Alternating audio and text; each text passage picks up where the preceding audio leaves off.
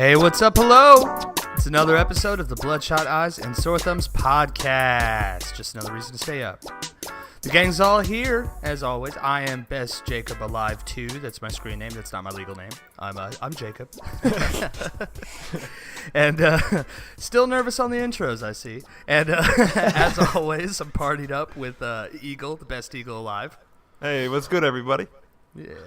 And, well, the compromise that we ended up having to reach so Brent wouldn't leave the show like he was threatening, with that, okay, I would call him the Spider, but only for the duration of E3. Yeah. E3's over. Where do we go? Where do we turn? Well, I know. Well, that time has passed, indeed, and here we are in a post-E3 2017 world. And feel like you Mad are the Max. old crow. Yeah. You are the Mad Max crow. You're the old crow once again. And that's Brent. Hey, you, I don't know, internet voyeurs, conversation listeners. How you guys doing? I prefer listeners, not, implying that they're... Okay. I'm just kidding. Y'all are probably up to things. I see you with your beady eyes under your fedoras out there. Oh. Bow, bow. Speaking of post E3, we're going to slow it down a little bit. Our last few episodes were hard and fast. And I would like to think informational, but packed with content nonetheless. We can calm down a bit and take things at a medium pace. Yeah. I know you like that, girl. Right, boys? I'm going to take your word for it. For sure. This week we are throwing around some news on the Steam Summer Sale, which is a big deal. Woo-woo. Yep. Say goodbye to your money folds and coin purses. Oh, for sure. Yep. Some titles that stood out when announced. When announced, that stood out to me. I wanted to slow down and talk about these a little bit, but we'll get to that in a minute. Namely, Ashen and Monster Hunter. Some news in Elite Dangerous, and Brent jumps into the fray of old PlayerUnknown's Battlegrounds. Sure did, So bud. jelly. Oh, dude, I am too. Like, I don't say anything when he's, like, telling us about it. I'm just over there, like, I'm just taking your words as wisdom, bud, and I'm going to slaughter you when I get this on console. We'll get Straight there. up mute this segment when he starts to talk about it. Yeah. And you want to hear it. Just pull his plug. Before we get started, I just want to give a robust and heaping amount of thank you to everyone listening and those who have reviewed. That's fucking awesome. No other Appreciate words it. for it, really. Besides, thank you and fucking awesome. Yeah. It's It does mean a lot. Even though if you don't leave a comment, it's just you leave a couple stars, maybe 5. It really does feel good to see that. yeah, Some sort a of collection of folks with attention and father issues, as well as good amount of post-traumatic stress. We always like to see signs of life out there. Yeah. Yeah. You love us, right? You love us? Right. They love it. Let me put this mirror away finally. Just talk. So, I just have the Skype call turned up with just my face on my own screen. like that's the big bubble. Well, so without further ado, we can talk about some news. And at the top of this news, I want to share with everybody, especially those that are unfortunate to be stuck with PCs, which I like to call console prosthetics. Wow. To cover up your phantom pain from lacking a. Yeah, I'm gonna stop there. Yeah, please do. Please do. Well, because these sales also affect a lot of console users as well, and Steam Summer Sale, it would just be a crime to not mention it. You can get a lot of really good stuff cheap. Yeah. As Brent, I think, is already benefiting from. Oh yeah, I picked up Wolfenstein, the New Order, $10. Played that, Nice. ran through it. Getting that hype up for new Colossus. It was awesome, man. Yeah, it's like that. I mean, yeah, totally worth $10. Dude, I really, really loved the first one. That was the one you played, right? The New Order? Yeah. Yeah. Yeah, I mean, that game was awesome. Went some places, man. Saw some things. Yeah. Heard some electric guitars. It was pretty quirky, man. You think of Nazis and you think it's going to be like super serious and everything, but it got pretty silly in some parts, and it fit. It fit well. I was dual wielding assault rifles on the moon. Like, You sure? You sure were, bud. Okay, yeah, that's where we went on this game. Love it. Yeah. Hyper I violent. I didn't put together like a whole list because I'm not lazy. So I pretty much just have a list pulled up here of some stuff that I thought was pretty rad. Deals like Age of Empires 2 HD. I'm just playing. Life is Strange the Complete. Yeah. Like seasons 1 through 5 is $5. Do $5. it. Yep. That's Do great. it.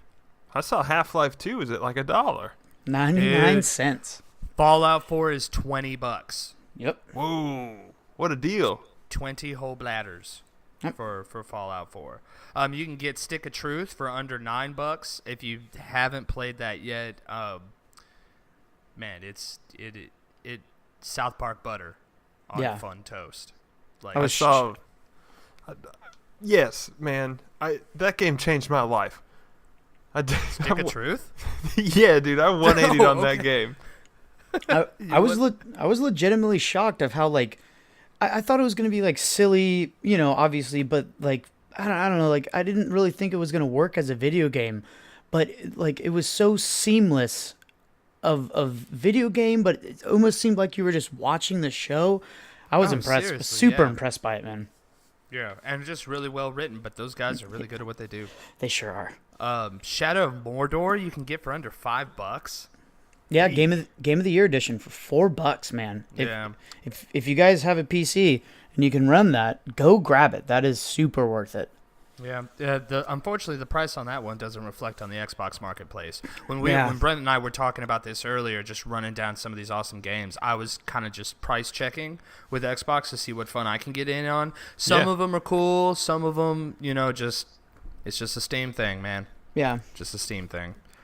Hollow Knight is down to $10. That one has seriously gotten my attention, but alas, I don't have a PC in my life capable of running it, and I stick to my consoles. Didn't I see that it was coming to PS4 at least? Yeah, you sure did, but I haven't seen any number dates on it. But without trying to throw a shout out on a game I don't know a whole lot about, I don't know. Sign me up. Elite Dangerous. We're gonna be talking about that a little bit later. You can pick that up for $15. Yep. I feel like I'm just kind of at the point now where I'm just reading this out loud for them. Yeah. What about Farming Simulator 17 at $23? Yeah. Are you guys hyped about that? Get some corn, get some soybeans going. Yeah. Well, and for the Brits out there, you have the Football Manager 2017, which we call Madden over here. Wait, no? Okay. One that caught my attention, The Witcher, The Wild Hunt, Game of the Year edition, The Witcher 3, $25. A lot of people. Holy shit, boys! A lot of people like that game. Not that for game me, is but fantastic. I will champion that game for Eagle sure. loved it. I dropped off. I think I fell asleep upon Roach, and then I just eventually just fell off the saddle, like within the first 15 minutes of the game. I mean, that lost me. That game's not that old, right? Last year. I think 2 years ago, yeah. 2 years ago? It looks great and stuff. It looks great. I just think there was a lot going on. You can't deny it though that it's a rad game though for people who pick it up. It's getting that show on Netflix, which is way out of left field. You excited for it? I want to see what happens. I'm excited for it because I'd like to see video game stuff starting to be the inspiration for movies and stuff, because you can have some really cool plot lines, really interesting types of stories you haven't really encountered before. But I feel like whenever they do it, it always fails. Yeah, that's what everybody says, and that's why I'm thankful for more attempts. Yeah, true that. Well, one thing that makes me feel good about The Witcher in general, getting maybe some film or TV adaptation, is the source material, right? The books are great. Yeah. Right. Yeah. I'm not a big book reader or anything like that, but I do know that those are hailed to be some of the great stories to games, transitions. So hopefully if they have good source material like that, they can just, make a good property continue. Mm-hmm. Yeah. I had only read this. This isn't a product of like research that I actually did. It's just an insanely interesting. I probably heard it from a fellow gaming podcast, I believe. But this author and this character are celebrities in Poland. Yeah. Oh yeah, And, you were telling me about that. Yeah, I just think it's really interesting. It's like Yeah. they're Goku, like like they're Superman. Now I don't want to go talk about other cultures and all that. So like if the first time we get an email is somebody who wants to correct me about Poland, I'm gonna apologize for any misrepresentations. Well, no, like I do know when President Obama visited Poland a few years ago, he was given a copy of The Witcher 2 in like a basket that they gave him. So it is No shit. Yeah, it is like a cultural That is phenomenon awesome. there for sure. And a silver sword for the demons. Let's hope not. Dude, that is awesome. Yeah, that's pretty rad. That is a morsel of relevant trivia. That is Yeah. amazing. Thank you for that, Eagle. No problem, Alex Trebek. Yeah. So that's been another episode of the Witcher Podcast. We'll be seeing you next week. Appreciate it, boys. Yeah. At this point, like I said, I don't want to just read the whole list out loud. Y'all at home need to go check it out yourselves, Yeah. especially if you play PC. Check this one as like a master list, and then maybe on your Sony Marketplace, Xbox Marketplace, or your I don't know, Stick and Hoop Marketplace may all have the counterparts on sale. One namely is the Final Fantasy franchise, which if you haven't played 7 or 8, Yep. give those a try. Just do it. Okay, more news. Speaking of Final Fantasy, there's that segue. Man, we're getting good at that. Yeah. We're getting pretty good at that. Maybe not if you point it out. Oh, I did it again, didn't I? Yeah. I'm the worst magician. Look at my hand. Like, no, look, I have a pocket, card-shaped pocket in my sleeve. It's cool, right? Wasn't that a cool trick? That's how I You didn't did even that. notice. So, speaking of Final Fantasy, this is a little bit of kookiness that Eagle kind of exposed me to earlier. I didn't think what I was reading was real at first, but a bunch of additions and an update that came out to Final Fantasy 15 today, is it, or was it yesterday?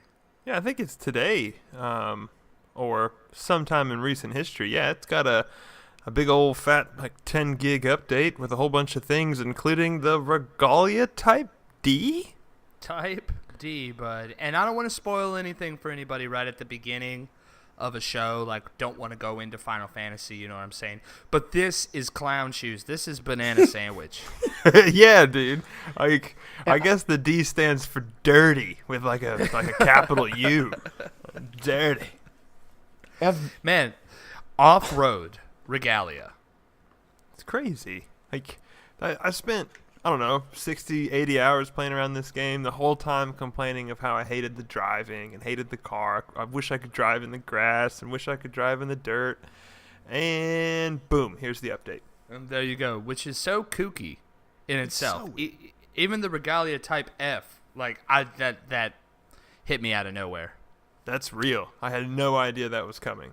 Yeah, and if y'all don't know what that is, you need to get back on your copies of Final Fantasy 15 and check it out. Finish it up. Go back to go Hammerhead. I haven't understood a word you guys have said for the past 2 minutes. Justice Monsters 5? Monsters of the Deep? This probably does sound like Spanish Mana? to somebody who didn't play Final Fantasy. Yeah, I have no idea. Nunca jugar los juegos? To put this in the correct terms, the update that they included today for free, there's no DLC, there's no cost to any of this stuff. They had an update to the car in which you can equip like an off-road setting, and it's on like big 30-inch Swamper tires with a huge light rack and big exhaust system, and you can drive on pretty much anything. They showed videos of them driving over enemies, driving on the huge stone arches that you see in the game the whole time. I mean, it looked crazy. Okay. Yeah, boy, you just get into that country shit. Oh, yeah, But totally. I love it. I love it.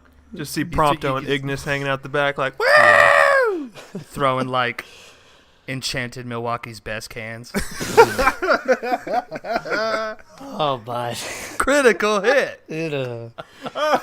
He's addicted. oh, God. Nice, sorry. bud. Nice. Yeah. Have a bumper sticker that's like, if you could read this, turn me over. It's a On the regalia thing you wouldn't understand. Big old scrotum tag hanging from the trailer hitch. I want truck nuts on my regalia. Oh, hell yeah. Oh, hell yeah. All right. Further news. Sega Forever. Yeah. Buds. Forever. Sega Forever. Yeah, you can get Sonic on your phone. And I'm not talking about delicious sandwiches or slushies. I'm talking about the blue hedgehog. Yeah.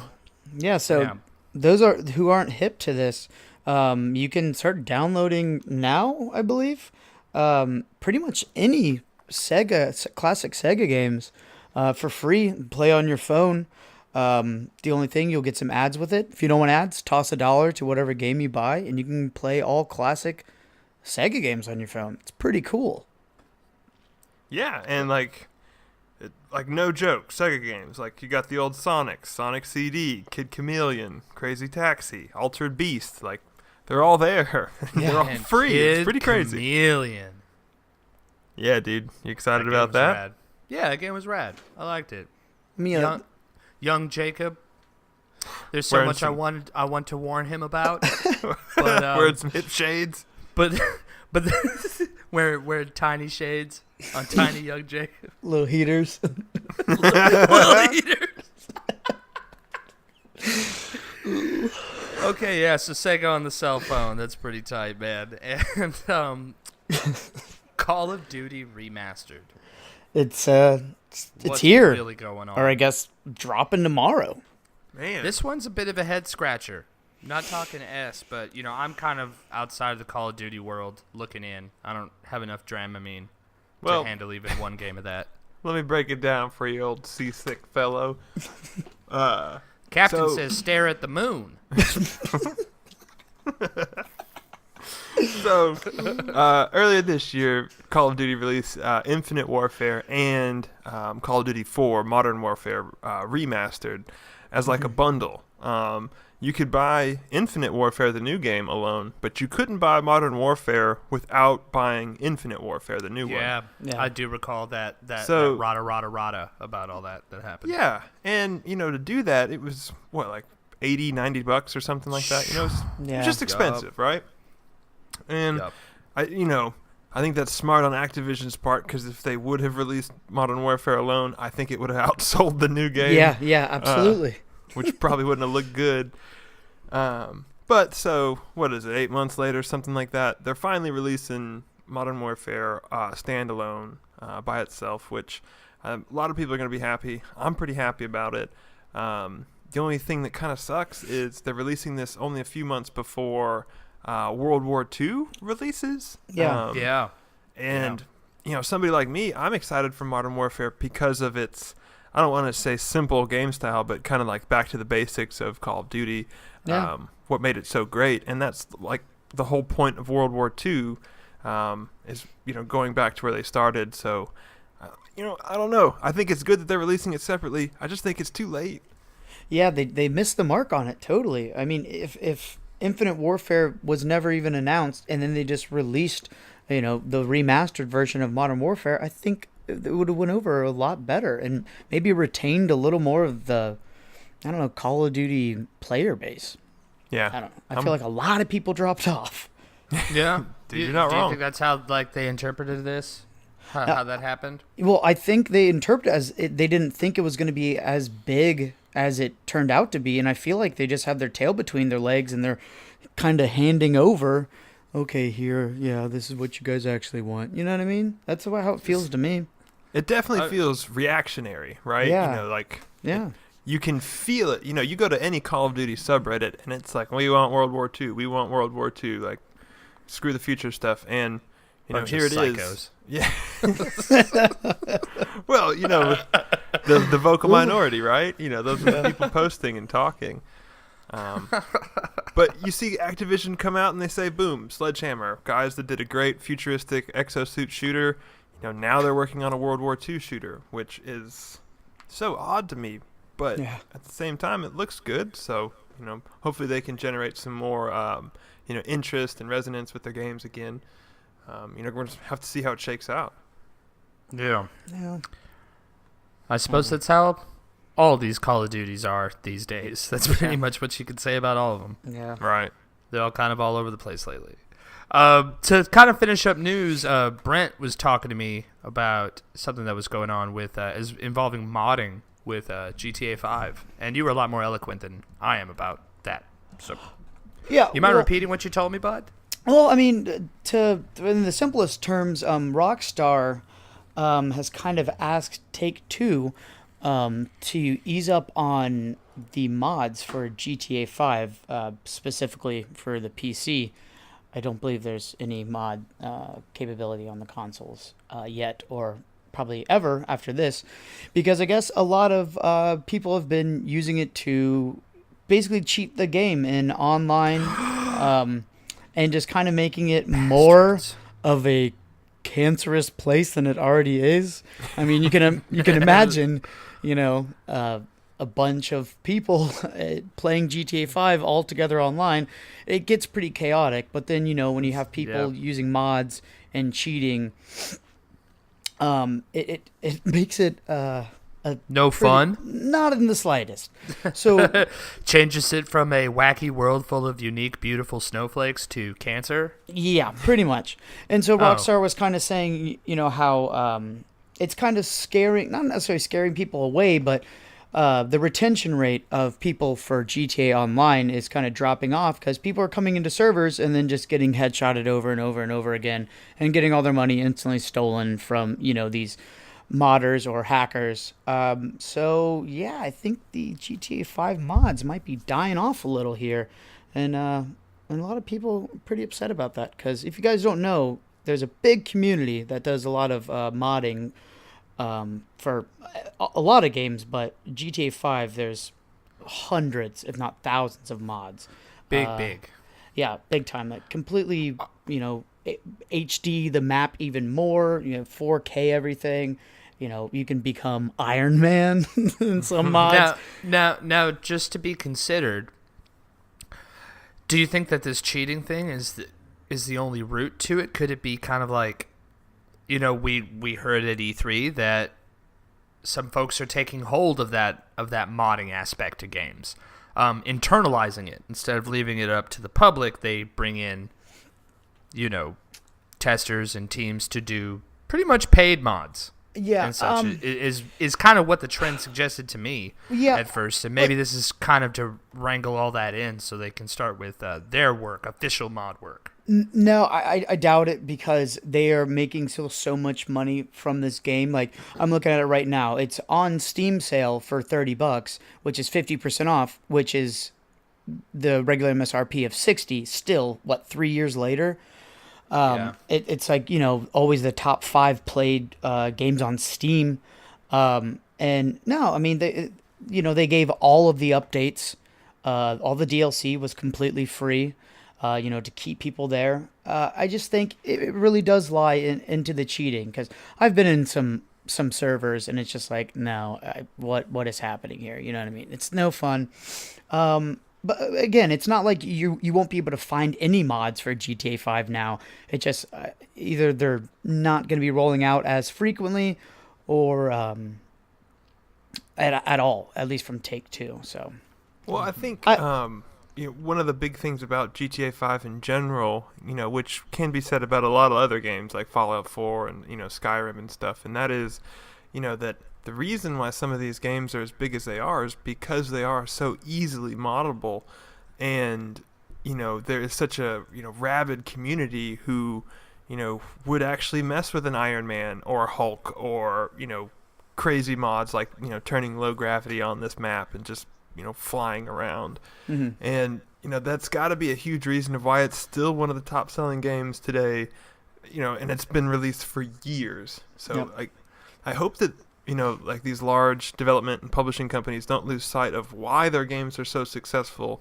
But, just like you're saying with the cheating and, stuff like that, it puts them in a really tight spot, because, that will ruin a game to play, Mm-hmm. if you can't find a good lobby to play and experience this fun. So it's a real tough spot to be in. Yeah, but I think Rockstar knows exactly what their game is. I think they know exactly what they're doing. Yeah. They know their community well. I think some things have been getting a little out of hand right now because, it's been like the wild, wild west. GTA 5 is crazy. It's a really big game, and they just kind of let it go, and they're like, okay, I think we need to dial it back a little bit. I mean, let's be honest, though. It's a pretty freeing game. It's a massive community, and people play it every day. Still, Totally. From 3 years later. So kudos to them for making an absolutely fantastic game. Yeah, people certainly seem to dig it. Doesn't lose its value at all. That's what I got for news so far, boys. Yeah. As far as that goes. Sounds good. What I wanted to do with a piece of today's show, if y'all would humor me, is I don't want to have another all-out E3 episode, but with everything that we were talking about so quickly, I did just kind of want to slow down a minute and talk about a few games that, namely 3 of them, that kind of stood out to me. These games kind of caught my eye, and sometimes I don't really know why that happens because I tend to like really strange stuff, but I just trust my old think piece. And if it stood out to me, then it stood out to me. And a few of these, one I want to talk about first because Brent actually has a lot of experience looking at this so far because he's been talking about it nonstop, is The Hunt by Crytek. Yeah. So there's been some trailers out before, but no gameplay for a couple months, and recently they just dropped a actual gameplay trailer. And since I have been playing PlayerUnknown's, which we may or may not get into later, this game... Oh, you'll get your time, Crow. The Hunt is another battle royale, but I guess it's you're in a 2-man team against other PvP, other people, but across the map there's also PvE elements, and I guess it's set in the 1900s, but it seems like almost kind of steampunky technology, like you have guns and things like that. And it's very like it feels like a horror film that would take place in the 1900s. It looks spooky. It looks like Spooky Crisis. Yeah, spooky. Yeah, with like zombie monsters, spider monsters, things like that. So like, as you know, I guess you're going across the map collecting your weapons. It's kind of like PlayerUnknown's or DayZ, H1Z1, things like that. You also have the PvE elements of these other monsters. This game looks scary as shit, but insanely beautiful. You're terrified, but in awe of how gorgeous it looks. So it's a hazard in itself because that background is so well done. I was watching these clips of these folks going through a swamp, some strange source of light illuminating to the left, blurring the trees, blurring everything, and then you see shapes start to run out of it. So it's like I'm stuck looking at, for lack of a better term, this window box, and here comes these enemies. I don't even notice them, and I'm not even the one playing the game until the guy starts firing. Yeah. I'm like, oh gosh. Just covered in fog, really well executed, and it really kind of, it amplifies everything around you, making it more spooky to me because it's harder to discern when something's coming at me or what's hiding in there. Yeah, so if you guys are into these games at all, I highly suggest hop on YouTube, look this up. It looks great. It's, I guess, just another battle royale, and I feel like this one actually is going to do really, really well, right up there with Battlegrounds. I think it's a really neat idea to throw that PvE element, like the AI kind of in the middle of everything, to just kind of throw a wrench in there, because...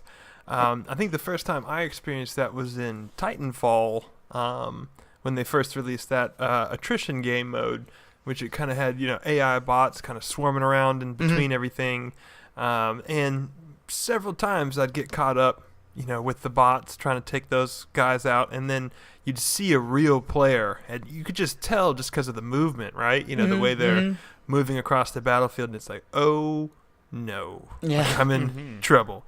So just to have that aspect in something where the stakes are a whole lot higher in like a survival game like that seems super cool and like a really good idea. Yeah, and to those who are saying, oh, H1Z1 did this or DayZ did this, they had zombies. Again, we don't know because the game's not out fully, but these computer enemies seem very, very dangerous. Not just slow walker zombies that grunt at you every once in a while. Like these seem like legitimate dangers on the map. So, I mean, there are only so many things you can call these human enemies in all these games now that are they're all gangled and messed up and stuff. I mean, you're just gonna call them zombies. Yeah. They've earned their title. Yeah. Pretty much. That's the standard. That's the standard enemy these days in a lot of games. Is the human that had a hard day.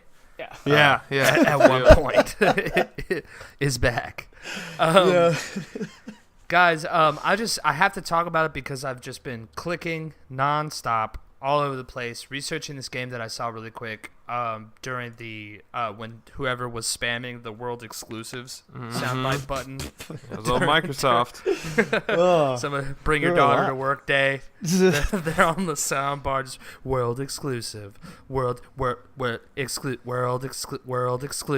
Maybe the community will learn never to say Microsoft doesn't have games again because they'll take that press dude. conference Take like that. that. Dude. Man, that was too much sauce. Sure was. But anyways, doesn't matter. Makes us happy. But Ashen, let me just cut right to it. Yeah. This game was just haunting my thoughts days after it. And it's no surprise that lately I've been kind of getting into really self-inflicted pain. A lot via as far as video games though, right? Yeah. This little red light's on. Nice I forgot recovery. about that Nice for recovery. a second. Just tell a joke. This rant must end. Anyways, I want to talk about Ashen and I want to talk about Monster Hunter. Both, not that I'm like super interested necessarily in playing them. Ashen, I definitely am. Monster Hunter, I kind of am. That doesn't take away the fact that they're insanely interesting. Yes. And Yep. I take away from it. I like different approaches to things. I know my time playing through Dark Souls with Brent has been a lot of fun. I've really enjoyed tackling these really tough bosses. Even though they I don't know, like, it's a lot of fun to do it by yourself, but to have a friend there at the same time dealing with the same stuff that you're dealing with going through this game, that's really cool. And it seems that Ashen has taken that type of really, it's so hot right now, that Souls-like combat, and putting it more about multiplayer. And I feel like I'm talking a lot. Have you boys seen this stuff on Ashen just yet? I have, but I saw the trailer they put out at E3, and it was just kind of all over the place. Looked like two guys fighting some scary stuff. But so after the press conferences, they started to release a little bit of information about it. And so what it seems like is kind of a two-player experience in which you join another player to enter a dungeon to try and clear it. And if I'm not mistaken, there's no communication between like player 1 and player 2. Only gestures. Yeah, only gestures. And they said that these dungeons are tuned to be difficult for two players to beat. And there's no revival, there's no respawning, so if you lose your partner, you've got to continue on by yourself, which seems brutal. Yeah, that's pretty brutal. And some of them are required. They require two people, for instance, to open this up and to start it up. But they say that they call it passive multiplayer, excuse me. So what I've heard so far is that the game is quote-unquote non-linear. So it makes me think, okay, it's an open type of world where you're just doing tasks. And you start off just trying to find a place to live. And I think from there, you're building up a township. This game isn't supposed to come out till next year. So unfortunately, folks, everybody listening, this is just excited speculation based on research. Take everything with a big grain of salt. Yeah, but understand that I'm trying to be a good dude here. because Yeah. I'm excited about it. So Yeah, I'm and trying to also- hype you up, Ashen. Yeah, and we're And, saying this because if you guys go and look into this game yourselves, I guarantee you'll probably feel just as excited as we actually are, if you aren't already. Yeah, if you dig that hardcore, RPG experience that's been coming out a lot lately. Mm-hmm. Anyway, so you're starting with this. You're forging your relationships. You're meeting up with NPCs. Now the thing about this is that NPCs will have a certain look in your game, but the multiplayer is handled so that another player will inhabit that NPC for your experience, and vice versa. You can agree to go on an adventure, in your new pair, and you go through things. And from that point on, I believe that NPC takes on the appearance of whomever was with you before. Mm-hmm. I would love to say that you can party up and make a new friend and do the rest of the game with them. However, I found a lot of information. I haven't found anything that really suggests a white summon stone type of concept where you can call whomever you want to your world, which I sure hope you can, because I want to go through this with one of my Souls friends. Yeah. And they did make a point to kind of say it's influenced a little bit by the game Journey, and to my knowledge, Journey's like you don't choose your partner. Like it's kind of like they hand it to you, and you figure this out together, and that's kind of the fun in it, which I can see from both ways. I can see like you sitting there like, well, I would like my buddy to go with me through this game like we did Souls, because we have good communication and similar goals. But I can also see the magic in doing that with who knows from across the world. Yeah. Figuring things out with like a deaf mute person. That doesn't sound fun as I say that, though. No. Well, they up that ante, though, with just the general nature of the game. And again, this is, I haven't held it in my hands, right. But just reading developer notes and interviews. And they're saying that just a couple of ways that the game works. It's not going to be super packed with weapons, which makes me sad because I've kind of gotten used and really like the idea from Surge and such of item descriptions being a jigsaw puzzle of an underlying universe. Mm-hmm. But it's not going to be about a bunch of different weapons or a bunch of different items. More like your weapon becomes your special friend. You have had this. You have had this archetype of weapon, whether spear, axe, sword, Bow. squirt gun, whatever it may, nunchucks. No, I don't know if nunchucks are in the game, but that'd be a cool weapon. Confirmed. But to get it more powerful, you're sticking with one to upgrade. You're not going to be with a spear and then find a sword that will outperform the spear. At least that's what I'm pulling from what I've been reading. Yeah, you have like a weapon affinity almost. And a personality affinity. With what you do, what you choose to use, you're better at other things than other folks are, and vice versa. Mm-hmm. So when you're making up your pair, you need to consider who's good at this and who's good at that, and if it's a good partnership. Because another mechanic to this game that I've been reading a lot about is that there are a lot of these dungeons that are animated with no light. Ugh. And no source of light whatsoever. And you're carrying around a torch, right? A lantern. Furthermore, it's part of the strategy built in as to who's going to occupy their right or left hand at whatever time with this lantern. It sends my mind racing. Like, is this going to be like an actual item type of thing? Can it be thrown? Will you be getting to the point where like you need two hands to climb and need to throw the lantern at a teammate? Over a wall or whatnot? I just think it sounds super cool. Mm-hmm. I think the potential's there for sure. How it all turns out, we'll see. But I like the idea of having to like these games requiring you to get through things with like a team mentality, right? I think Overwatch is one of the first games that did that to me. It's like this is not team deathmatch, right? You're not just killing people and things like that, and you need to work as a team, you need to work as a unit. And I think like another game they showed at E3, A Way Out, had similar things like that. The co-op. The brothers guys. Yeah, that kind of stuff seems like it might be some of the rage this year. Yeah, on the up and up, for sure. Invest all your money into co-op streaming stuff. Yeah, I remember that.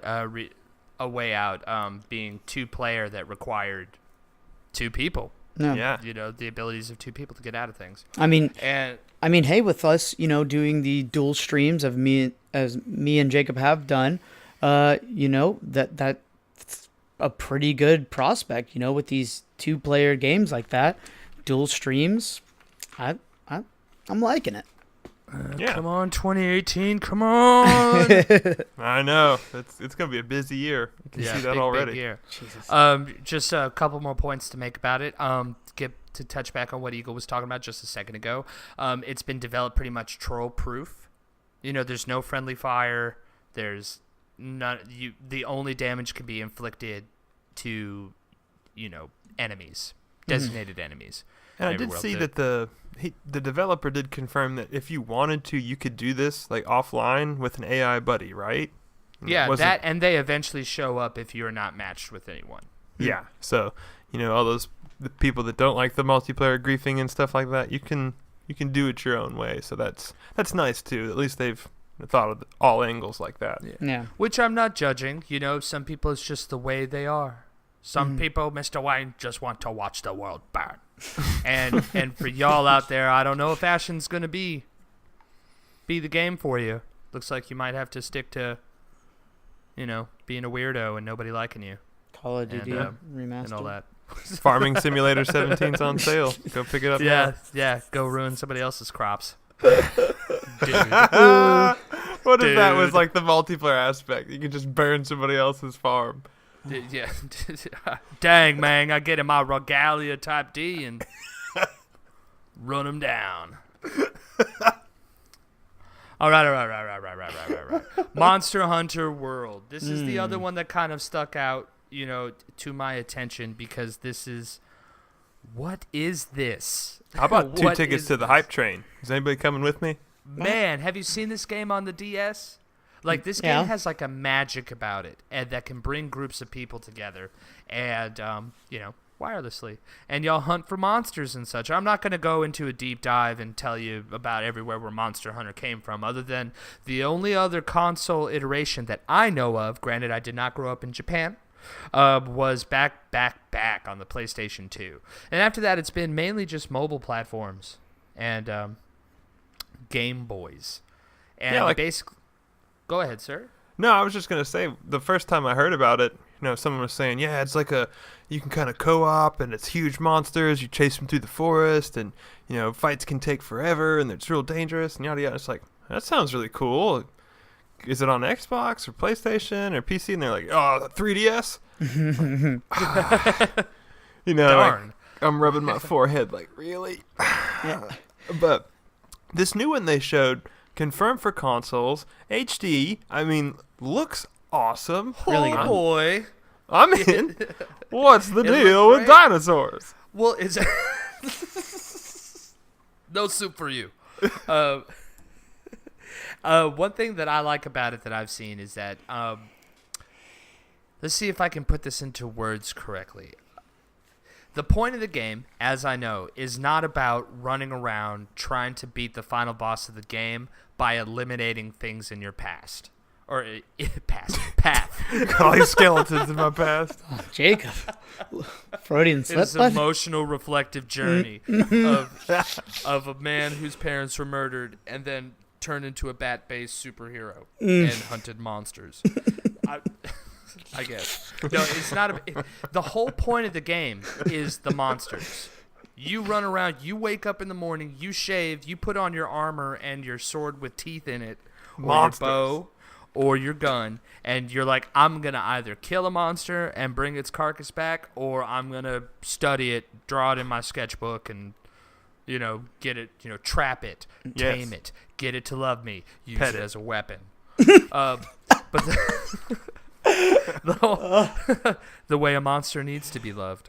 But you're going on these hunts, and one article that I read really put it well, that end of the day, the experience with the older Monster Hunter games is about the hunt itself and your numbers and what you have equipped, how much attack you have. You really got to plan out for your prey. And then you get friends to join you, and it becomes a strategy type of thing. It's not like, let's all group up and run through the forest and, heap up on a bat.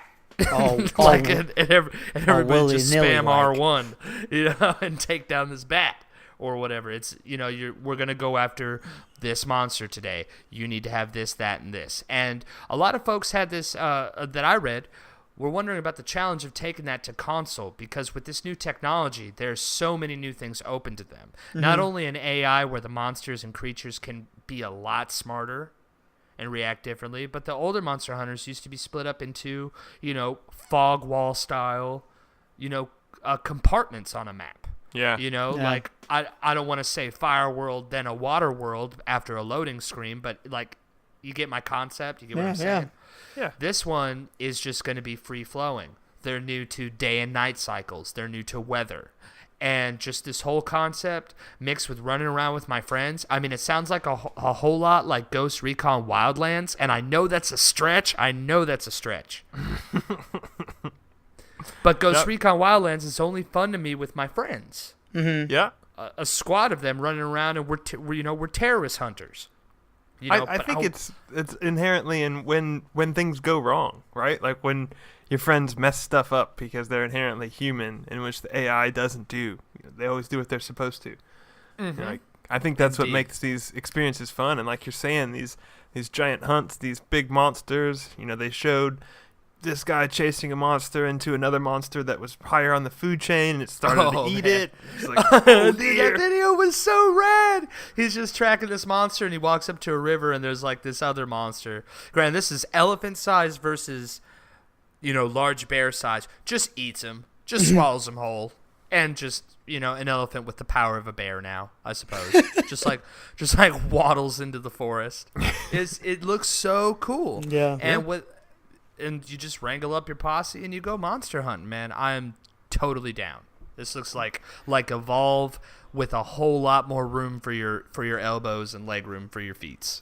All right. Yeah. Well, and you've just convinced me to go get Monster Hunter for my 3DS. Well, that's the point of the show, bud. You did it. Yeah. That's you why got we're me. here at Bloodshot Eyes and Sore Thumbs. Just another reason to stay up. Go scoop Monster Hunter and be real tired at work tomorrow.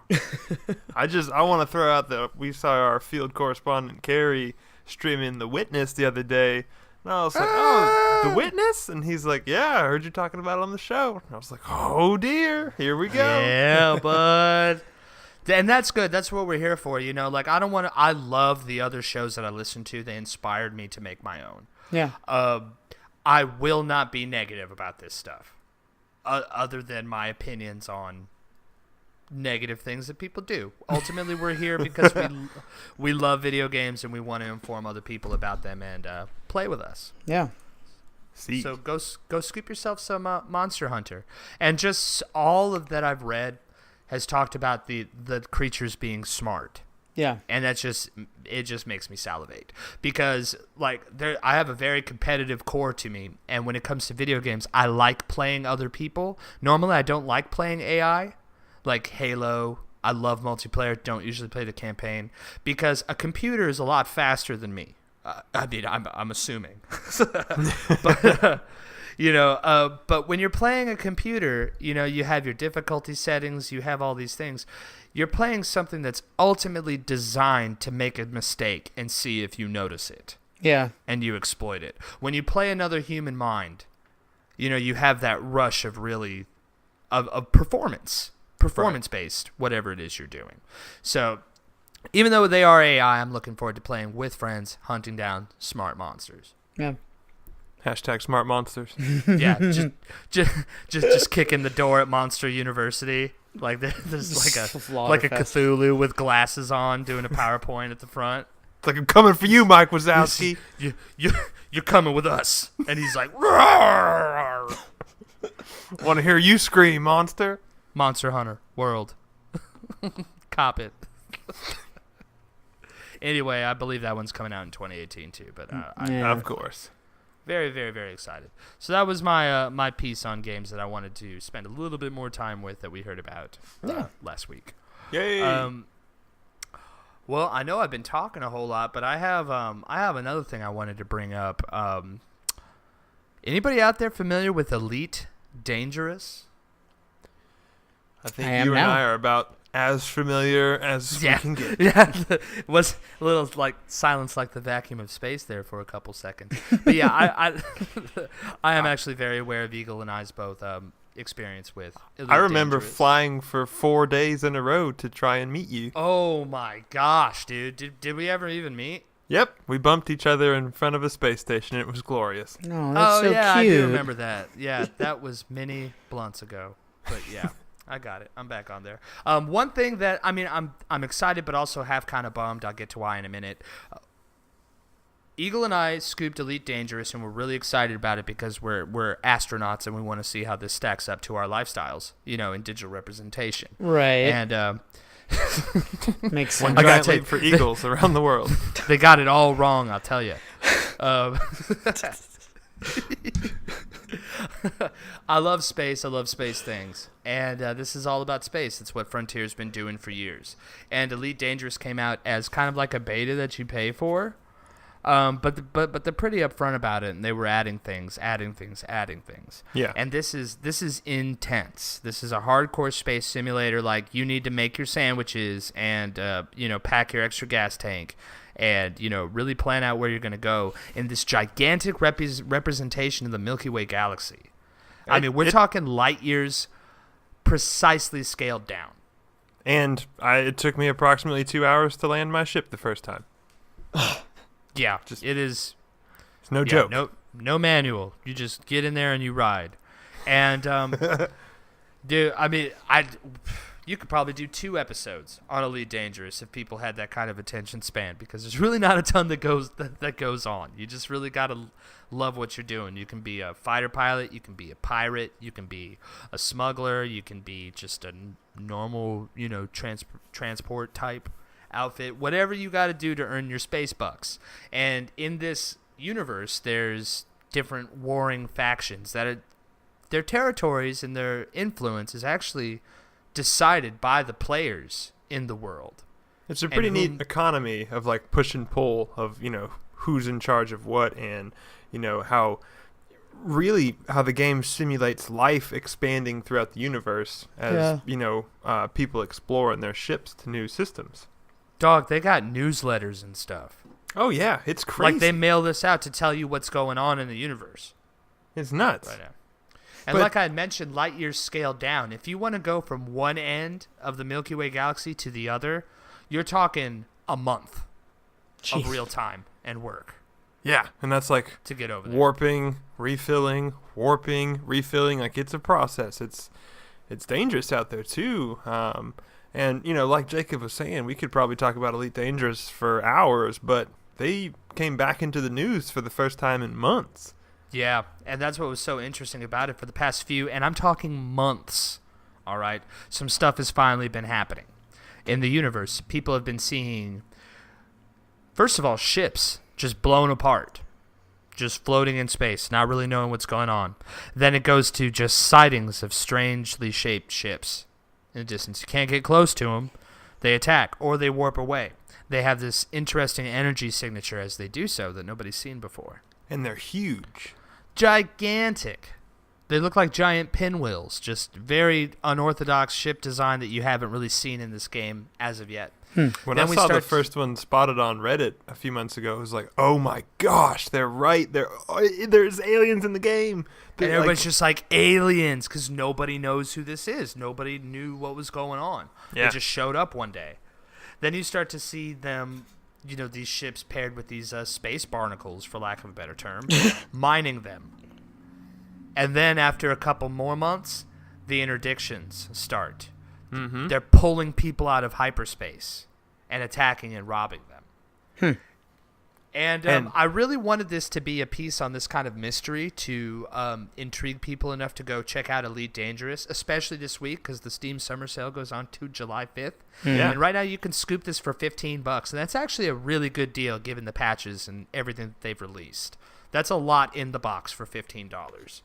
And turns out, it's the Thargoids, boys. Oh, those Bum, Thargoids. bum, bum. It's the Thargoids. Man, I really wanted to be a mystery, but I did this research on this to, be able to get hype about this, and just this a few days ago, it was just revealed. There's in wreckage of a ship, there's a beacon that was found that pretty much confirms that it's the Thargoids. And what's funny about this is that this is nothing new to folks that are old school fans of Frontier. Yeah. Because back in the days of Frontier Elite, this was a problem before. What makes this so funny is that this in that older game, this alien race shows up in these stop sign shaped ships, and we don't know anything about them. All they want to do is attack us and take our stuff, except for the English letters on the ship's hulls that you can read that say Thar, which I don't know why they would use human lettering. They're making a statement. Yeah. But whatever. The point is that like it was a public coined term, the Thargoids. And they're referred to as such because Elite Dangerous is supposed to exist within the same timeline as Frontier Elite. It's just years and years later that we haven't seen this species of alien. And they're still calling them Thargoids, which was pretty funny. It's I neat. thought it was hilarious. And the mystery really continues because, the people know they're Thargoids and, they're interdicting people out of their, hyper flight and stuff like that. But to my knowledge, they haven't really figured out like why or what to do about all this yet. Everybody says invasion looks imminent, or at least conflict. Seems cool. I mean, that game has some pretty awesome combat in it. It'd be neat if Frontier just turned that up to 11. Just like full-on invasion, full-on warfare. I mean, that could be really neat. Breathe some life back into it. One distant, I know it's reaching thought that I have, but I just love it so much that if these ships that are so big that are out there are coming in and this supposed war is supposed to start, is there going to be a patch where us as players representing humans, or whomever is in, the galaxy, are we going to start seeing huge armada ships like that? Oh. Are we going to see new vehicles, new scale of stuff? Well, can you just imagine, the dude who's playing at home, he sees something nuts, he goes to Reddit, he posts about it, nobody knows what he's talking about it, and, it's just, he's the tip of the spear, seeing this stuff roll into the bubble. I think it would be really cool if they did something like that. Yeah. But, yeah, it's really cool that they're, breathing some life back into this. I mean, it is an awesome game, and, like you say, it's on summer sale on Steam, or it's part of the Steam summer sale. Totally worth it. Like, super duper worth it if you're looking for, like, a hardcore space simulation. Yeah. It can be a little boring. Get a Spotify playlist queued up. Get some Cheetos in a bowl. Hey, we've got, like, 17 episodes. Download those. Get going. Yeah. Tell your significant other to chill. A lot. Just say, chill out. Sit down. Frame shift drive charging. Chill out. Just kind of like wave at the air a little bit. Just chill out. That's tight, dude. Yeah. That's what I have as far as like, what I mainly want to talk about today, boys. I'm glad you had patience with me on that one. Yeah, man. Both Brent and the Eagle have had considerable milestones this week. Yeah. Brent in his forever pursuit of chicken for dinner. Oh, And, so jealous. And Eagle surmounting a milestone of his own. And I want to hear about this from both of you. Yeah, Eagle. And begin. Eagle, take it away. Well, so this week, behind everybody else, I finally finished The Surge. He did it. Behind everybody else or above everybody else, bud. Woo! Anyway you slice it, it's done. Dude, it's in it the is books. a special club that has beaten this game thus far, bro. Shout out to the people on stream that joined us. Brent had some great tips for me. Jacob had some great tips for me. I was using the wrong weapon almost the entire back half of the game, but it's cool. Don't get insecure about your loadout, whoever's listening. It's he means literally the wrong weapon. Yeah, like I had upgraded the MG Judge to like great heights, doing like 200 damage. Giant battle axe. Man, I had the wrong Judge equipped. It was at like 100 damage. And Wrong giant battle axe. Yep. And so I'm in there fighting the boss, and Jacob is sitting there like, man, I don't know what's up with you, man, but I was doing a ton more damage to this guy. I almost had him down several times. decided to just check out my loadout, and sure enough, I've got the old weak hammer equipped. So just trying to hit him with a popsicle stick the whole time. Sure I enough. will say, almost had him though. Almost had him. Yeah, it's definitely a feat in itself. But finally got that down. What a great game! Shout out to Deck 13. That was a real fun game to play. Cool story. Lots of cool weapons. I'm excited to kind of dabble around in the new game plus. Yeah. I don't see myself playing it 10 more times, but I do want to play through it a second time, kind of knowing the tricks that are coming, like hidden enemies around here. Here's the trick to the boss. Let's see if I can do the special way to get, special weapons off of people. So I think that'd be cool. It is cool, bud. Yeah. Cool confirmed. Yeah, good job, Eagle. Thanks, man. Yeah, and that'll be our spoily doilies section this week, which we're still kind of tossing around what we're going to call it. I was thinking earmuffs. I think it's good. Yeah. I like it. Hey, earmuffs, if you don't want to hear this. Balls. And, sorry. Earmuffs, not balls. We're not going to call it balls. But I told you not to do this while we recorded, too. Balls muffs. Yeah. But that's going to be our patented and trademarked spoiler section at the end of the show. We don't want to ruin anything for everybody. Yeah. But if you want to stick around and let us all talk out the surge, stick around then. Stick around. Brent took full advantage of the Steam summer sale. I did. And as we mentioned earlier, I guess I'm not gonna listen, but Brent got PlayerUnknown Battlegrounds before us. Yeah. You know why? Because Master Race. I feel like the kid at Christmas who didn't get a bicycle. And all his Yeah. friends did. And it's like, I'll sit on the porch. It's cool. Yeah. I'll switch out with you every now and then. Wait till your guys' birthdays. I'll build you a PC. Tell me about it, man. Do you love it? Yeah, man. I got PlayerUnknowns. I upgraded my graphics card, some RAM, and I was like, what better way to push those to the fullest but play some PlayerUnknowns. Yeah, man, it's awesome. I will say the first match, I waited for everybody to jump out of the plane, and I was probably one of the last.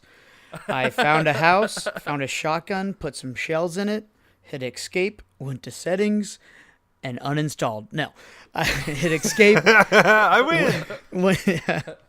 Hey, you can't kill me if I'm not there. No, but I went to settings, I went into controls, Real player and unknown. for about 10 minutes, I sat there and just kind of studied the controls, because there actually is a lot of controls.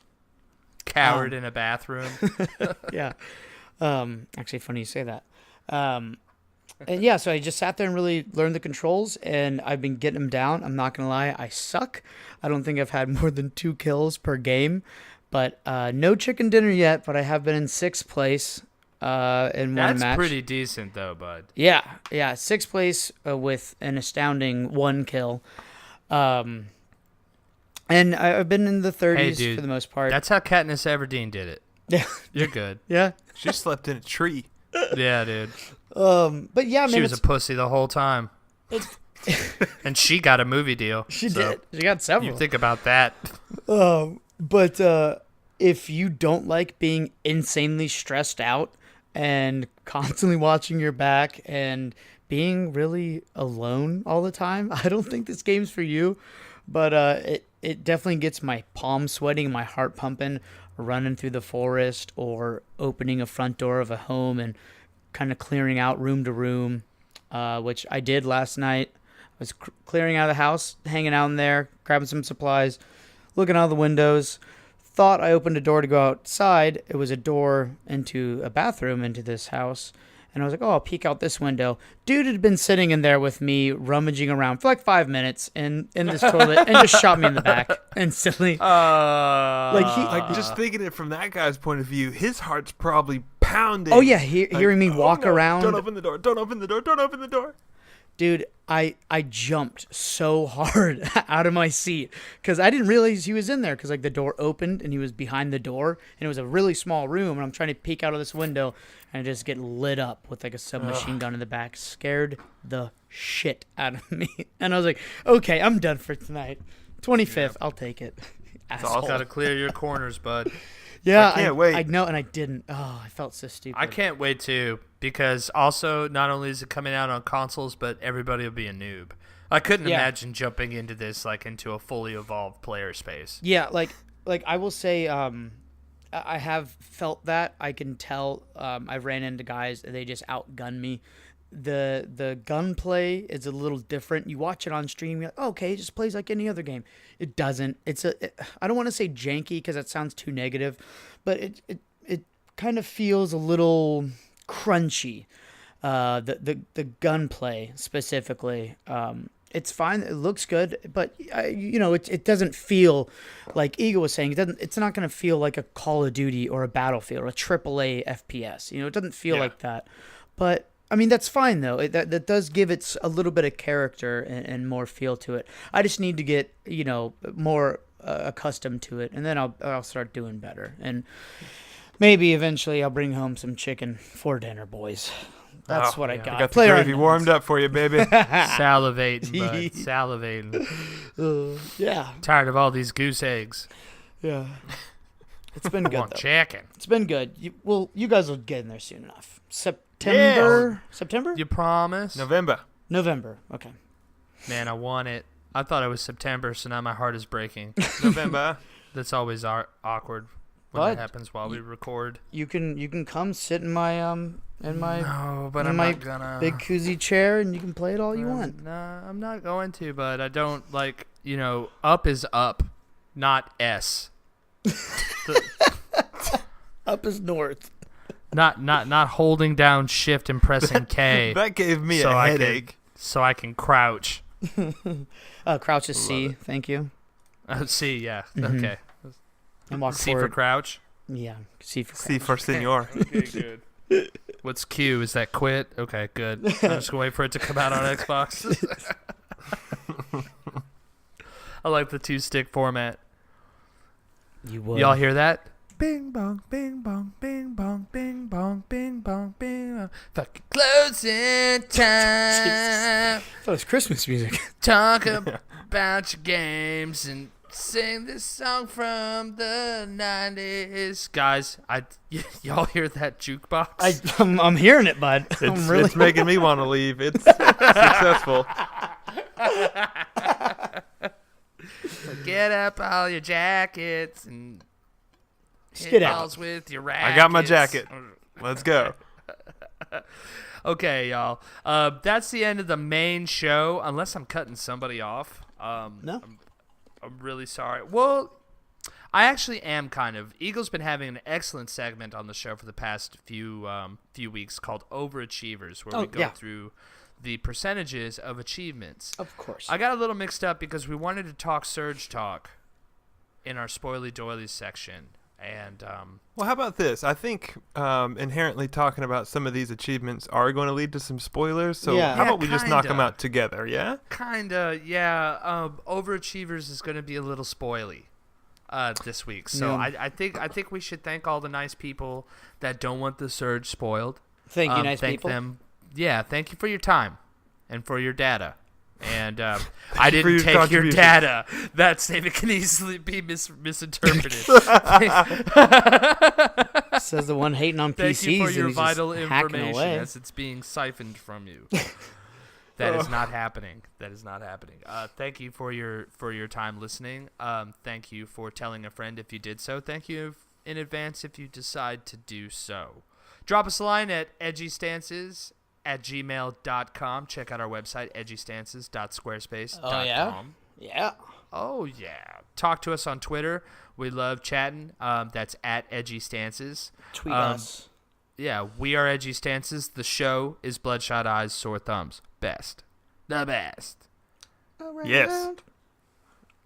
Yes. Streaming and beaming. Well, I guess it's streaming and mixing now. Yeah. It Twitching sucks, and man. mixing. Beam was such a good. I love. Yeah. phonetics of it. But yes, Mixer, you can catch us all there, mixer.com/edgystances or mixer.com/BESTeagle Been streaming a lot this week. Thanks for all you guys showing up to that. It's fun. Yeah. Yeah. Yes. You will casually find me on Edgy Stances on Mixer, or mine on AWBS88, either the Mixer or Twitch. I've been using ours to just, kind of promote the show and, get a little bigger gathering. I'm probably going to be streaming some PlayerUnknowns, as every other person that streams is. Because it is a hype train right now. Yes. Well, that's okay. Folks, if you like PlayerUnknown Battlegrounds in the inside of a bathroom for hours on end. Yeah. For a good time, follow Brent at / AWBS88. Brent, Old Spider Crow. Yeah. Get ready to be poor. Yeah. Twitch too, at Edgy Stances. Spoiler alert. Big surprise there. Yeah, we try to have it all in one place. We love making this show. We really appreciate everybody that listens that is out there. We are new at this and improving with every week as far as our interfaces, hopefully our skills recording. But we're going to try and branch out with a couple new projects here soon. We want to get into the live streaming community, maybe have some live shows. We want some people to chat with. So, yeah, talk to us. Yeah, let us know. Let's get some stuff going. And, it's closing time, boys. We're going to go into spoily doilies, earmuffs. So, for everybody checking out earlier, thank you very much. Remember to stay ambered. And we'll see you next week. You people are beautiful. Right? You love us, right? Thank you. Your And comments. Promise us you'll never leave us. Your stars. Your views. All right, boys. The way you Surge, smell. Earmuffs. Put them on. Or take yours off. We got to hear Earmuffs. Okay. Earmuffs. Hello? All right, so Eagle beat the surge. Woo, Woo. Hey, guys. Late to the party, but I'm here. There you Welcome are. to it. Bud. It's all good. Fashionably late, I guess. We are good. We are good. So let's get into this Overachievers. Let's talk about some achievements. Yeah. Well, yeah, so just to say, this came out, a couple months ago maybe? What I'd like to do is maybe check up on these achievements maybe at the start of next year or in the fall time or something to see if these have changed at all. Yeah. Well, Because it is a tough game. I know that there's some people who are on the stuck. skewed side, but, it is a very tough game very early in its release. Yeah, but we'll check it out. It's kind of one of the first ones we've done like this, so. It just seemed only appropriate, though, to do it on this particular one. I agree. So on Overachievers, if you're not familiar, we look at some of the achievements. Right now we're doing Xbox. We might start doing Steam here soon because Brent has found a cool way to do that. So we can look at the achievements that way. But we like to look at the percentage of the players that own the game if they've gotten these achievements. So we start with some of the most common and finish up with some of the most rare. So obviously the most common in the Surge would be On My Own 2 Feet, which is acquiring your personal Creo Exo rig. Now that's that's just right after you wheel around, right? Yeah. The significance of that title is that you show up as a paraplegic individual looking for work because the work that Creo offers involves cybernetic enhancement of an exo rig, which gives you The ability to walk. help with control over your nervous system. Yeah. And just to throw this out there, shout out to Deck 13. I see you doing wheelchair physics before Wolfenstein, and they're getting all the news about it. Don't think I forgot about you. Yeah, y'all got it. Nice. So anyways, my own 2 feet achievement, that was completed by 89.62% of players, which is, as always, surprisingly low for an achievement like that. Yeah, that's because it's in the first. Like, you cannot start the game Without getting that achievement. without doing this. Yeah. But shout out to those else? 11% of people who haven't figured out how to use the wheelchair. This thing is just like a graph, though, telling you just how people just got 86th from this game as it progresses further and further and further.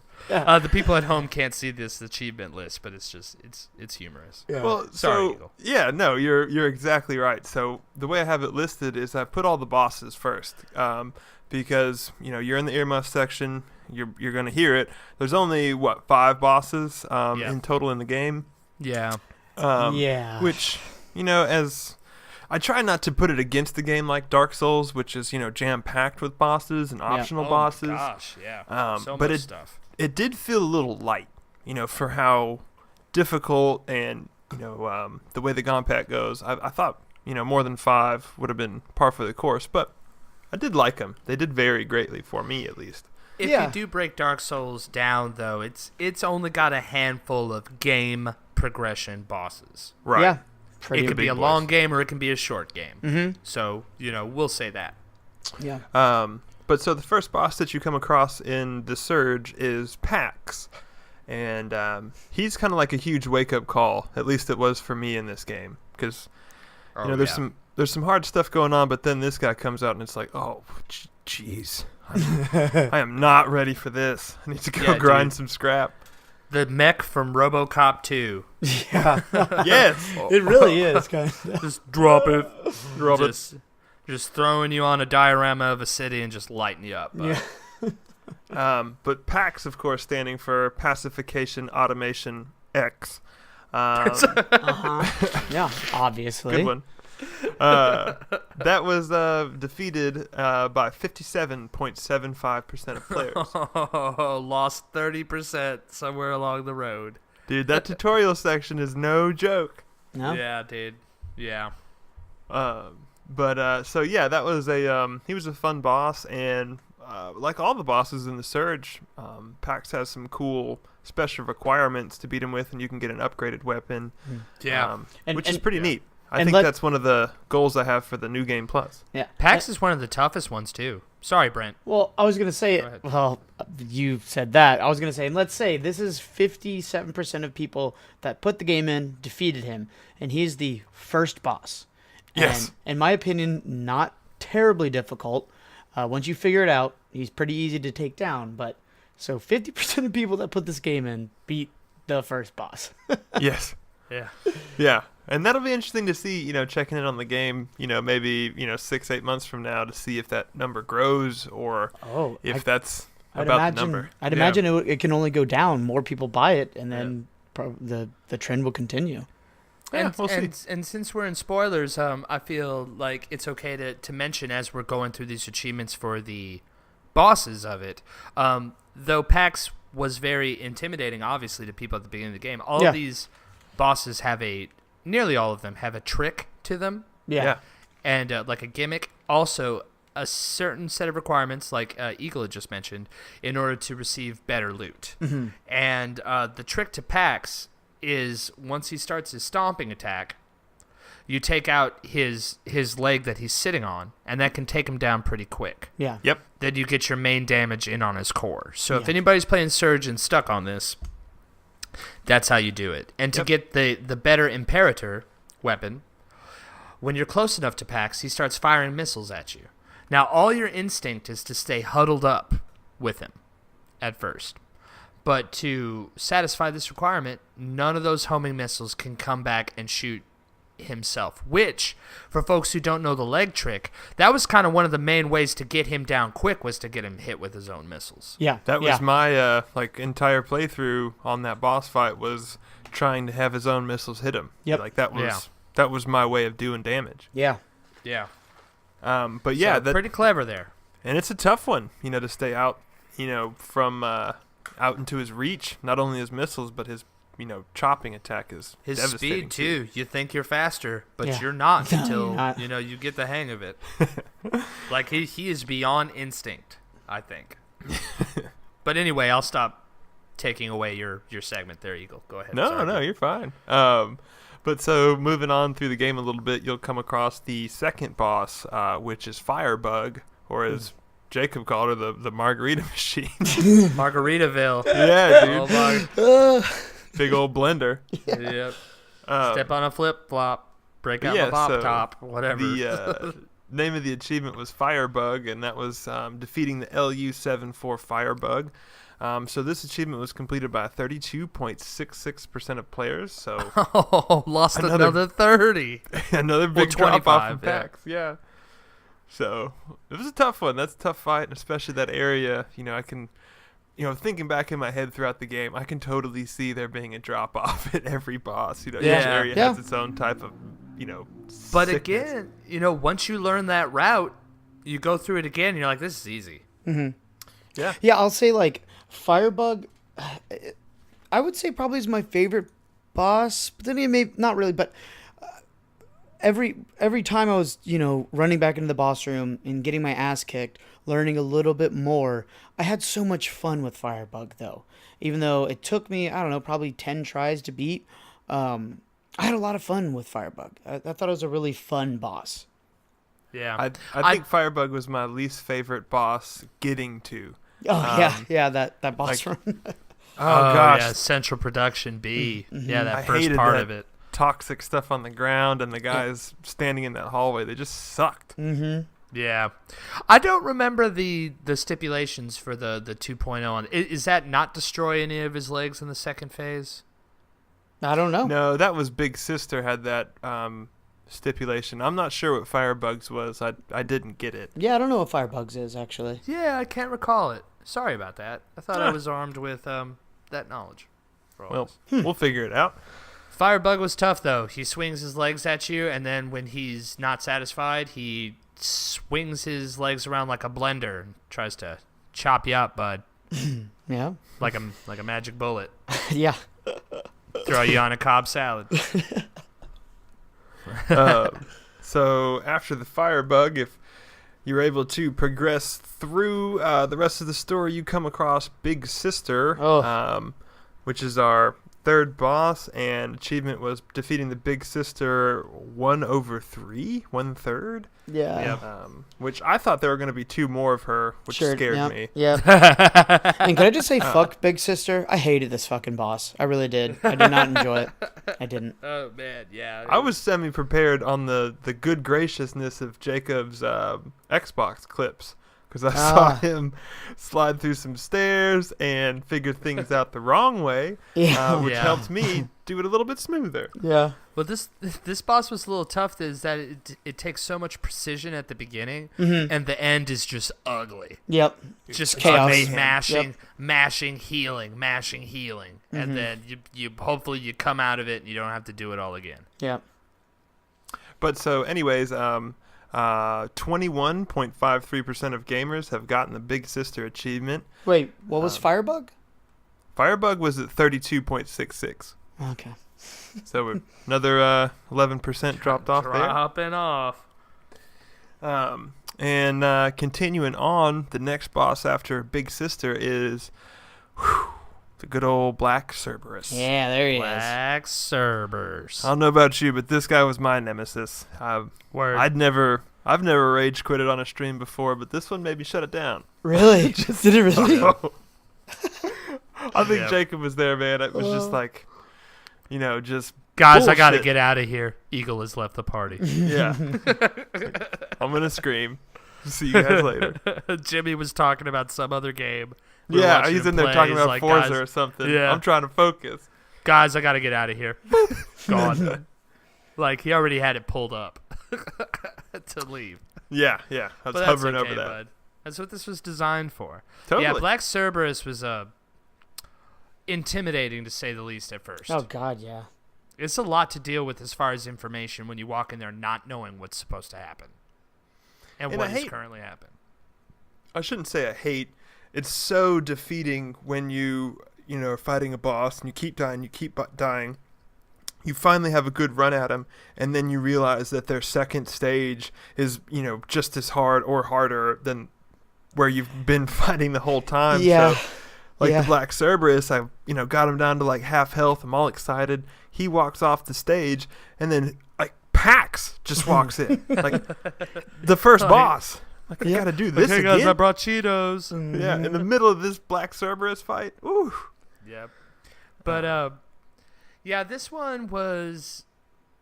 I never felt like I don't know. Like I was blessed in the sense that I caught the computer screen before you go down the elevator. Yeah. On the first playthrough, and it's just kind of all there. You see these tanks, and you see what they're hooked up to, and you see 3 Pax robots hanging on the walls, and so I'm like, that's what's up. I don't know what that means. I should remember. The first time I die, I'm looking around and I don't see anything different. The second time I die, I see one of these 2 tanks on fire. So I know that but nothing else is on fire. So I know there's environmental damage to a degree. By having this knowledge, I kind of I got the 2.0 by mistake. Because Black Cerberus is a fight of precision and patience. Yeah. You can't spam the button with Pax or Cerberus. You just have to wait till they're done and smack them back. So to get the 2.0 achievement or loot on this, once Pax takes enough damage, instead of missiles, they're going to shoot a bullet projectile at you. You align yourself with one of these tanks and coax him into firing at it when you move out of the way, and this is how you get these 2 tanks destroyed. If you can destroy the tank by where Pax is deployed, he will not continue to come back over the course of the map. And vice versa, if you hit the tank over where Black Cerberus is chilling, he will not be able to regenerate his health in between phases with Pax. And furthermore... I just clicked right bumper my way through it. Yeah. Yeah. Spam. Well, if you do all that, it actually makes for an easier fight. Way easier fight. And seriously, maybe 5 to 10 minutes of game time shaved off of it. And if you manage to cut off Black Cerberus's right arm for the finishing move, you get the special 2.0 hammer. Yeah. Or, axe. Yeah. Which is...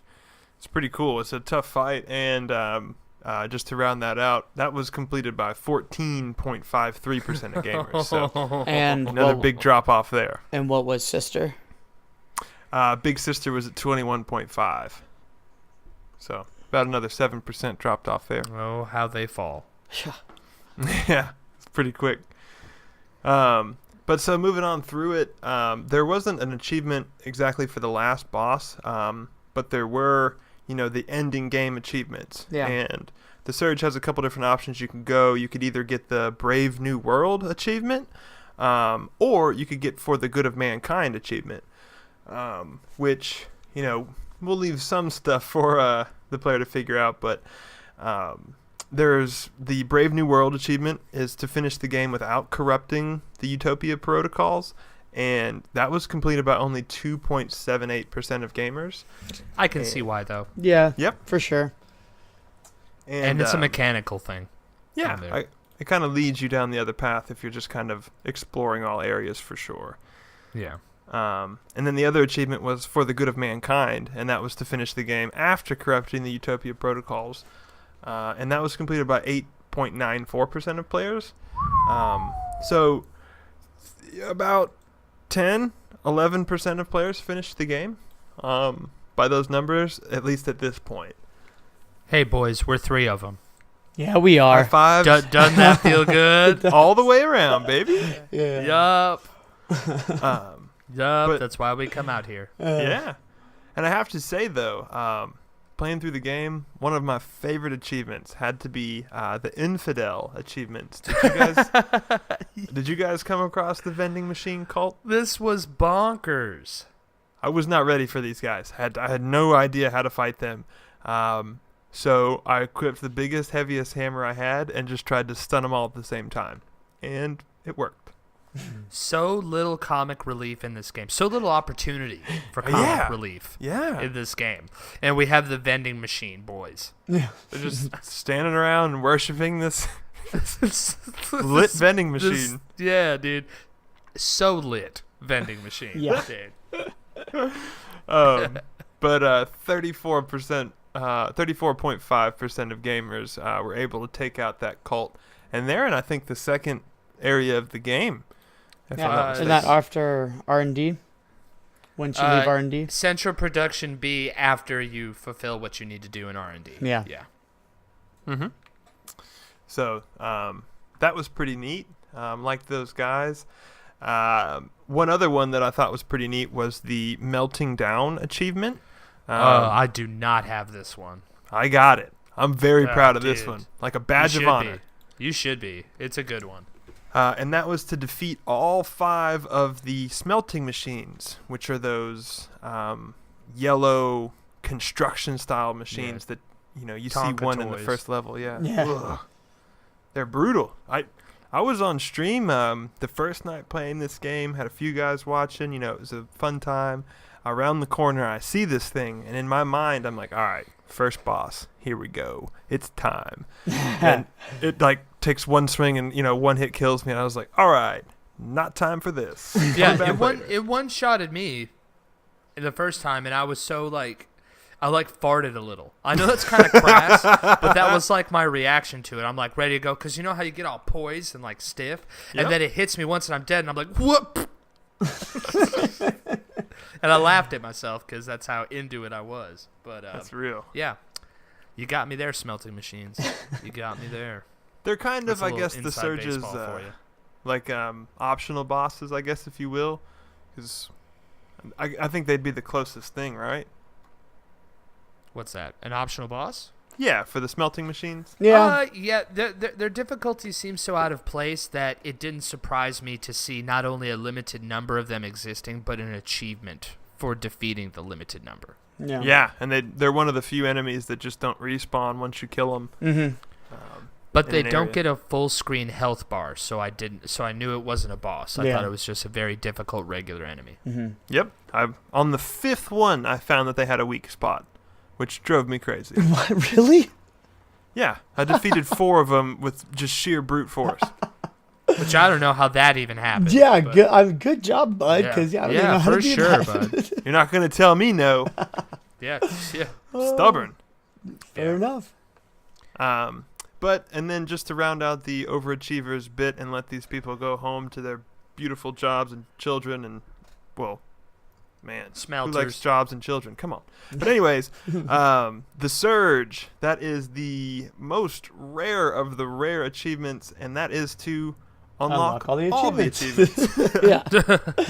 Yeah. Which is one of those guys. But that has been completed by a very, very salty 0.95% of players. Oh, my God. Shout out to those less than 1%. That's a big task. Talk about master race, bud. Woo. I mean, I'm missing 17 achievements. So Yeah. it's about where I'm at. It's a lot. I think I only have 32, but I don't know what the cap is. 47. Okay. So Yep. I'm about that distance too. Yeah, but just all in all, to put a bow on the Surge, what a great game. I totally recommend it for those people looking for a hardcore RPG. Yeah. It was super cool. Had a real vague story. Oh, it's all there though, bud. That's what I liked about this one. The personality and the item drops, and not to cut you off, but they're very, very extensive. Like Yeah. a paragraph per. Mm-hmm. Yeah. I have this crazy room covered with red yarn from wall to wall. Mm-hmm. Thumbtacks. Yeah. And I beat the game and have no idea what's going on. So Magnifying glass. you can choose to enjoy it at your own pace, or own depth, I guess would be a better word. Yeah. Yeah. I'm just in that lab just tipping beakers, bud. just doing. Don't forget your doing safety goggles. science. Yeah. Is that your dude. job this week? No. Beaker tipping laboratory maid? Yeah. At the old beaker to tip factory, I make the beakers that you tip. Yeah. It's a real rough week at that one, boys. Love it. Yeah. Well, cool. Well, thanks for sticking around for Overachievers. Thank you for Overachievers, Yeah. Eagle, Thanks and for putting that together, bud. Congratulations on finishing the Surge. I'm so proud of you, dude. Good job, bud. Thanks, guys. And pat on the for all you back. listeners out there, be sure and hop on our Twitter at Edgy Stances, or the email at edgystances at gmail.com. If you'd like to see a game for Overachievers or certain things like that, let us know. Yeah, Yeah, let us please. know. We're so lonely. Yeah, for sure. Guys. And the prerequisite for my probation is I have to get 5 emails from listeners and Per week. Yeah. Yeah, per week, and then Mhm. my probation officer, says I'm cool. So So help Cool a to brother stop out. recording, or what? do you get to stop What? recording, or what kind of gift do you get? I wouldn't call it a gift, but yeah. Yeah. You know what? Freedom is a gift. Yeah. Freedom! Let's not get on out of here, probation. That's not boys. true. Yeah, for sure. Thank you, everybody, for listening to Thank us. you. Yeah, we just have way too much fun on this show. We'll see you next week, and stay ambered, will ya? Stay ambered, will ya? You guys have the best day you've ever had.